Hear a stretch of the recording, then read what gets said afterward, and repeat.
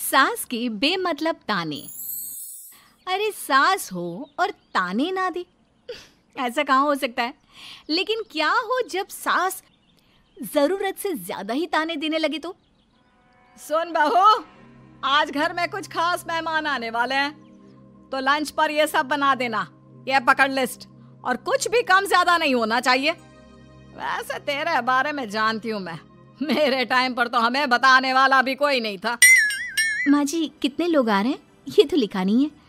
खाना बच जाए तो दिक्कत, कम पड़ जाए तब तो दिक्कत ही दिक्कत है ना। क्यों? अरे सवाल पर सवाल ही करती रहती है, ये ठीक नहीं है। मेरे टाइम पे तो मजाल है कि हमारे मुंह से चू भी निकले।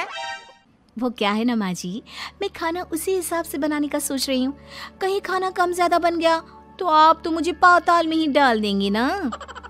मेरे टाइम पे तो हम इतना बोलना क्या सोच भी नहीं सकते थे कि सास को कैसे ताने दे। अरे अरे रे माँ जी, कहाँ ताने दे रही हूँ। पर माँ जी इतना सारा खाना मैं अकेले कैसे बनाऊंगी? कोई हेल्प, कोई हेल्प। कितनी बड़ी बात बोल गई बहू। कोई हेल्प ना जी ना, वो भी सास। सास तो सिर्फ ताने देती है, ताने। हेल्प? हमारे टाइम में सास को ये शब्द बोल दो तो भूचाल आ जाता था। बाकी मैं तो अपने सास की लाडली बन गई थी, पर तू तो बहू की बहू ही रहेगी। क्यों नहीं बना पाएगी? अरे अभी तो बनाना शुरू किया नहीं और पहले ही सोच लिया नहीं बना पाऊंगी। आजकल की तुम जैसी बहुओं के ये बहाने होते हैं कि कैसे नहीं बन पाएगा। अरे मैंने भी अपने टाइम पे बनाया था, अरे बल्कि इससे भी ज्यादा खाना बनाया था, तो तुझसे क्यों नहीं होगा? हैं? सब होगा जा। माँ जी मैं बना तो लूंगी, मैं बस इतना बोल रही हूँ कि अगर आप थोड़ी मेरी मदद कर देती तो। अरे अरे अरे, शर्म नहीं आती तुम्हें अपनी सास से मदद मांगते हुए? हमने अपने टाइम पर कभी अपनी सास से ऐसा नहीं बोला। सच में आजकल की लड़कियां तो बहुत ही छुई मुई सी होती हैं। जरा सा काम देखा नहीं कि बस पहले मदद मांगने दौड़ने लगती है। अरे अब ये सब बहाने नहीं चलेंगे। हाँ, जा जाकर खाना बना। हमारे टाइम पर हम ये करते थे, हमारे टाइम पर हम वो करते थे। हाय रे ताने। फिर शाम को। अरे बहू कहाँ चले गए? मुझे ये सामान पकड़ा जरा। हमारे टाइम पर मजाल है कि हम सास के साथ खड़े ना हो। हाय रे क्या करूं, बस कोमल तैयार हो जा ताने खाने के लिए। काश इस औरत के समय में मैं होती तो देखती ये क्या क्या करती थी अपने टाइम पर। माँ जी यही हूँ, बस चिंटू को पढ़ाना था। अरे हमने भी बच्चे पढ़ाए हैं हमारे टाइम पर, चिंटू को बाद में पढ़ाना। जा पहले वो कर जो कहा है। बहू बेचारी क्या करती, बच्चे को छोड़कर लग जाती है सास के साथ। हमारे टाइम पर ना। फिर तो सास बोली जा रही थी और बहू सुनी जा रही थी। अगले रोज। क्या हो गया चिंटू, क्यों रो रहा है? माँ कल कितना कहा था आपसे कि पढ़ा दो, लेकिन आपको तो मेरी पढ़ाई की कोई वैल्यू ही नहीं है। देखिए कितने कम नंबर आए। अरे कोई बात नहीं बेटा, फेल तो नहीं है ना। वाह बहू वाह, मेरे टाइम पर तो हमारे बच्चे के कम नंबर फेल ही कहलाते थे। ना पढ़ाती हो ना घर का काम करती हो। हमारे टाइम पर तो। सास की इस बात पर इस बार बहू का पारा हाई हो जाता है। वो सोच लेती है कि अब तो वो पति से बात करके ही रहेगी। अगले दिन। माँ जी सारी सफाई हो गई, मेरी कमर टूट रही है, मैं जरा सोने जा रही हूँ। सोना? अरे हमारे टाइम पर तो हम ये जानते भी नहीं थे कि आराम क्या होता है। पागल हो गई है क्या? रुक अभी। देख उस कोने में देख, मुझे कितनी धूल दिख रही है। और बिस्तर के नीचे तो देख कितना काला पड़ा है। और पर्दों के पीछे खिड़की पर देख जाले लगे हुए हैं, वो कौन साफ करेगा? ऐसी सफाई होती है क्या? जा फिर से कर।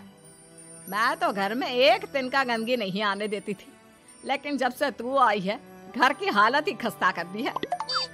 अरे माँ तो तू कहाँ गई? तू भी तो यही है। वैसे माँ मैंने कभी तुझे सफाई करते नहीं देखा। जब से ये आई है न जाने आप में कौन सा सफाई का कीड़ा चला गया है। हाय रे, हमारे टाइम पर तो पति कभी बीवी की तरफ से बोल दे तो समझो घर का बंटवारा, और यह घर तो मेरे ही नाम से है। तो बेटा निकल ले बीवी को लेकर। हमारे टाइम पर तो। अरे कैसी बात कर रही हो माँ, मैं तो बस मजाक कर रहा था। इतनी कम सैलरी में मैं कहाँ अलग रह सकता हूँ। माँ जी प्लीज़, मैंने अभी पूरा घर साफ किया है और इन जालों को झाड़ूंगी तो फिर से पूरी गंदगी हो जाएगी, फिर से सारे घर के झाड़ू। ना माँ जी ना। हमारे टाइम पर तो मैं दिन में 10 बार झाड़ू लगाती थी, हमने नहीं किया है क्या? मायके से कोई तो संस्कार लेकर आई होगी ना तू बहू, क्या कुछ भी नहीं। तभी पति आ जाता है। बहू पति की तरफ देखती है कि शायद वो उसे उसकी माँ के प्रकोप से बचा सके, लेकिन नहीं, उल्टा उस दिन की माँ की डांट की बात से तो पति के तेवर ही बदल जाते हैं। देखो माँ जो करती है करती रहो, माँ बड़ी है, जो कहती है सही तो कहती है। बस पति का ये कहना और बहू का पारा 7वें आसमान में। एक इनके भरोसे मैं सब सह रही थी, लेकिन आज तो इन्होंने मेरा ही साथ छोड़ दिया माँ के लिए। अब तो इन लोगों को सबक सिखाना ही होगा। फिर एक दिन, बहू ये कौन है और तुम्हारे साथ क्या कर रहा है? और ये हाथ, अरे हाथ छोड़ मेरी बहू का। कौन हो तुम? माँ जी वो कोई नहीं माँ जी, माफ कर दीजिए। बहू घबराने का नाटक करती है। अरे क्यों डर रही हो तुम? मैं हूं ना तुम्हारे साथ। आंटी जी, मैं इसका बॉयफ्रेंड हूँ और मैं इससे मिलना आया हूँ। कोई समस्या? बोलिए। बोलेंगी क्या? यही कि इनके टाइम पर तो इन्होंने न जाने कितने ही बॉयफ्रेंड बना बना कर छोड़ दिए हैं। क्यों माँ जी, यही कहने जा रही थी ना आप? अब क्या था, सास की बोलती बन। कैसे कहे कि उनके टाइम पर। बहू ये सब ठीक नहीं है। मेरे टाइम पर। हाँ हाँ आंटी जी, क्या आपके टाइम पर क्या? जरा हमें भी बताइए ना। अरे हमारे टाइम पर बॉयफ्रेंड कुछ नहीं होता था। सास की आंखों की शर्म होती थी। अरे पति के अलावा किसी और से बात भी नहीं करते थे हम लोग। ये क्या चल रहा है बहू? चल क्या रहा है आंटी? ये तो परेशान है आपके घर में आकर। आप हर बात पर इसे सुनाती रहती है, ताने माने। अब इससे बर्दाश्त नहीं होते तो मैंने सोचा क्यों ना मैं इसे अपने ही घर ले जाऊं, कम से कम आराम से तो रहेगी। वाह रे, हमारे वक्त में तो ऐसा नहीं होता था कि सास के ताने बर्दाश्त नहीं तो किसी और के साथ चली जाओ। अब नहीं होता तो नहीं होता माँ जी। मैं भी तो कल को अपनी बहू को कुछ अपने वक्त की सुनाऊंगी ना कि सास के ताने समझ में नहीं आ रहे थे अपने वक्त में, तो मैं अपने बॉयफ्रेंड के साथ चली गई। वाह, फिर तुम्हारी बहू को समझ में आएगा कि तुम कितनी मॉडर्न थी अपने वक्त में। अरे चुप, बिल्कुल चुप। क्या बकवास कर रहे हो तुम दोनों? तो क्या करे, पति को तो अपने घर की लालच दे रखी है, वो तो मेरे लिए बोलते नहीं, तो किसी के पास तो मैं रहूं ना शांति से। तभी पति आ जाता है। नहीं, दूसरा घर तो मैं ले सकता हूँ, लेकिन दूसरी बीवी नहीं। माँ वो कितने ताने सहेगी? मुझे मेरी गलती का एहसास हो गया है। चलो हम कहीं और रहेंगे। अरे नहीं, हमारे जमाने में। फिर माँ जी? मतलब मैं कैसे रहूंगी तुम लोगों के बिना? बहू मुझे माफ कर दे। ओके, कर दिया माफ। अच्छा ये तो बताओ कि ये लड़का कौन है? मैं इसकी मौसी का बेटा हूँ, मिलने आया था। अच्छा दीदी, बाय। समधी की शादी। इस कहानी की हीरोइन गंगा है, जो अपनी समधन की मौत के बाद अपने समधी के अकेलेपन को समझते हुए समधी की दूसरी शादी करवाती है। लेकिन उसकी बहू इस बात से बिल्कुल खुश नहीं होती। मुझे लगता है आपको शादी कर ही लेनी चाहिए। आपकी इस उम्र में ख्याल रखने वाला भी तो कोई होना चाहिए ना। वैसे भी आपकी इकलौती बेटी थी, वो भी हम ले गए। अरे इस उम्र में शादी, लोग क्या सोचेंगे और कैसे कैसी बातें बनाएंगे कि जिस उम्र में इसे अपने पोते पोते को गोद में खिलाना चाहिए, उस उम्र में ये शादी कर रहा है। ऊपर से नव्या क्या सोचेगी मेरे बारे में कि माँ को गए हुए 1 साल भी नहीं हुआ और पापा ने दूसरी शादी कर ली।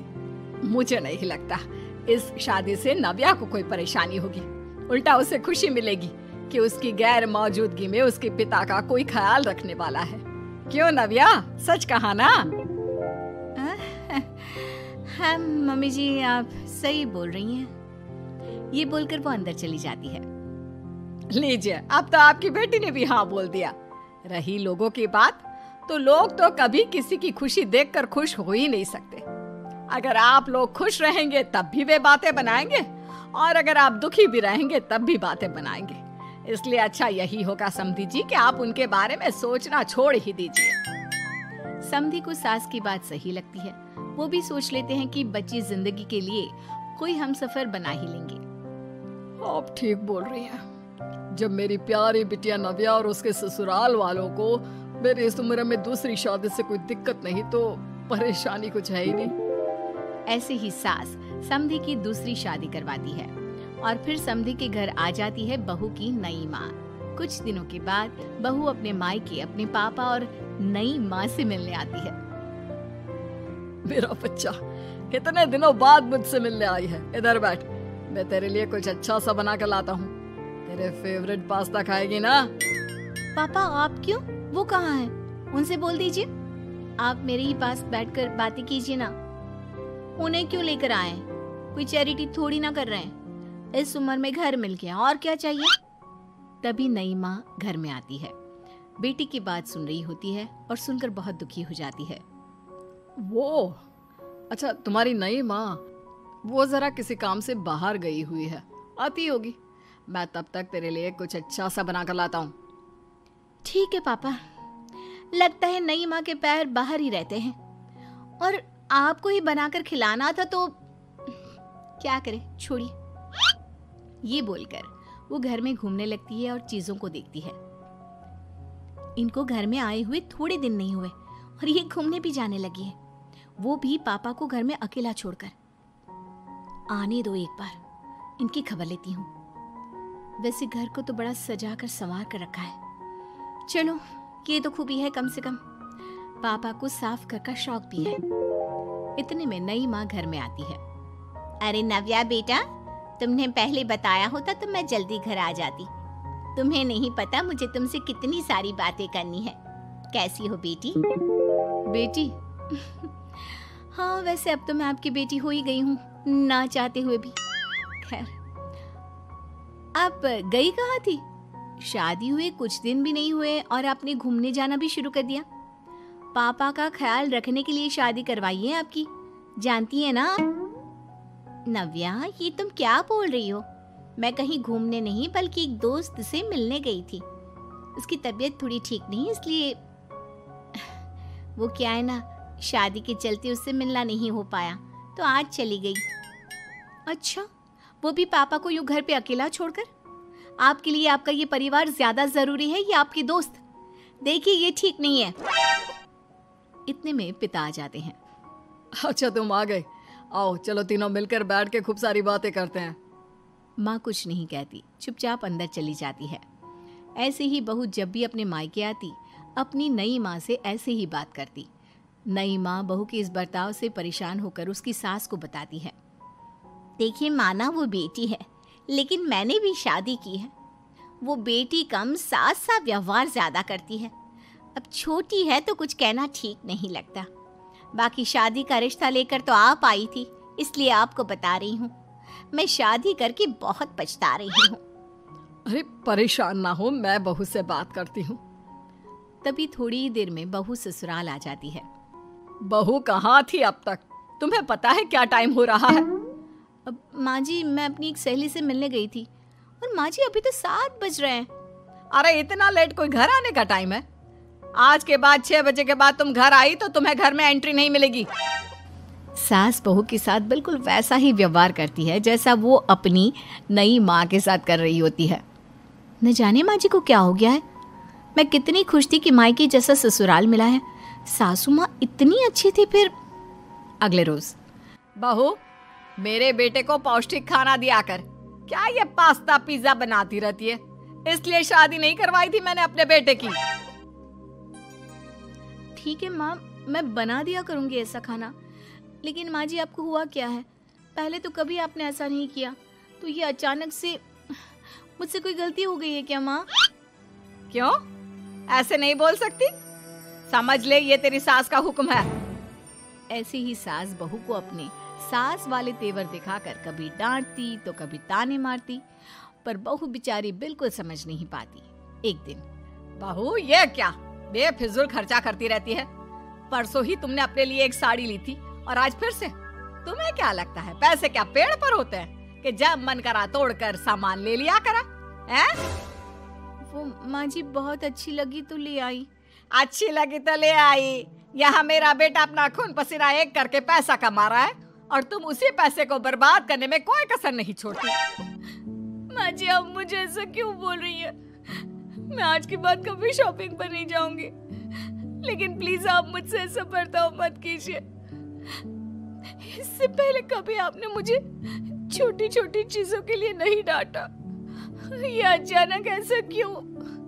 मुझे बिल्कुल अच्छा नहीं लग रहा। देख बहू, मैंने तेरे साथ जब टिपिकल सास जैसा बर्ताव किया तो तुझे इतना बुरा लगा। सोच तेरी नई माँ को कैसा लगता होगा जब तू उनके साथ हमेशा ऐसा बर्ताव करती है। तो माँ जी आपने इतना सब कुछ बस इसलिए किया? आप मुझसे नाराज नहीं हो, गुस्सा नहीं हो? नहीं बहू, मैं तुझसे गुस्सा क्यों होंगी? मैं तो तुझे बस इतना समझाना चाहती हूँ कि अपनी नई माँ से सास जैसा बर्ताव करना बंद कर दे। उनको बिल्कुल अच्छा नहीं लगता।